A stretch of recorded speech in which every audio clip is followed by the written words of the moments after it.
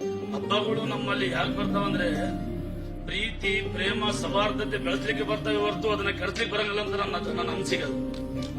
ಪ್ರೀತಿ ಬಾಂಧವ್ಯ ಸೌಹಾರ್ದತೆಯನ್ನು ಬೆಳೆಸಲಿಕ್ಕೆ ಹಬ್ಬಗಳು ಮಾಡ್ತಾರ. ಹಿಂದಕ್ಕೆಲ್ಲ ನಾವು ಹಬ್ಬಗಳು ಜಾತ್ರೆಗಳು ಮಾಡ್ತಿದ್ವಿ ಅಂದ್ರೆ ಅಲ್ಲಿ ಬಹಳ ಪ್ರೇಮ ಬಾಂಧವ್ಯ ಇತ್ತು. ಎಲ್ಲಾ ನಮ್ಮ ರಿಲೇಷನ್ಗಳು ಕರಿತಿದ್ರು, ಹಳ್ಳಿಯವ್ರಿಗೆ ಹಳ್ಳಿಯಾಗಪ್ಪ ಆದ್ರೆ ಕರಿತಿದ್ರು ಜಾತ್ರೆಗಳು. ನಾವು ಹೋಗ್ತಿದ್ವಿ ನಮ್ಮ ಅತ್ತಿಗವರಿಗೆ, ಅಲ್ಲಿ ಜಾತ್ರೆಗಳು ಆಗ್ತಿದ್ವು, ಎಲ್ಲರೂ ಸೇರ್ತಿದ್ರು, ಹೋಳಿಗೆ ಮಾಡ್ತಿದ್ರು, ಎಲ್ಲ ತಿಂತಿದ್ರು, ಎಲ್ಲ ಚಂದ. ಆತರ ಹಬ್ಬ ಅಂದ್ರೆ ಸೌಹಾರ್ದತೆಗೆ ಒಂದು ಮಾದರಿ ಆಗ್ಬೇಕು ನಾವು ಹಬ್ಬ ಮಾಡೋದು.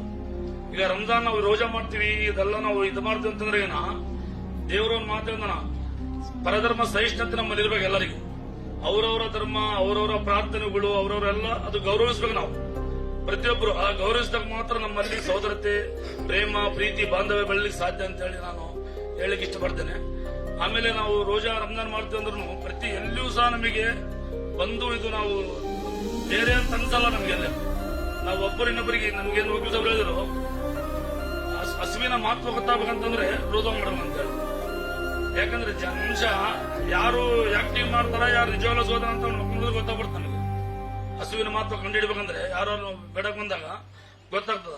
ಆಮೇಲೆ ಎರಡನೇದು ಪ್ರವಾದಿ ಮೊಹಮ್ಮದ್ ಸಲ್ಲಲ್ಲಾಹು ಅಲೈಹಿ ವಸಲ್ಲಂ ಮಾತಾಡ್ತಾರ, ನೆರೆದವನು ಹಸಿದಿರುವಾಗ ಹೊಟ್ಟೆ ತುಂಬಾ ಉಣ್ಣುವವನು ಮುಸಲ್ಮಾನಲ್ಲ ಅಂತ ಹೇಳಿ. ಇದು ಒಂದು ಬಹಳ ಶ್ರೇಷ್ಠವಾದದ್ದು. ಯಾಕೆ ಈ ತರ ನಮ್ಮಲ್ಲಿ ಆ ಭಾವನೆಗಳು ಬಂದಾಗ ನಾವೆಲ್ಲರೂ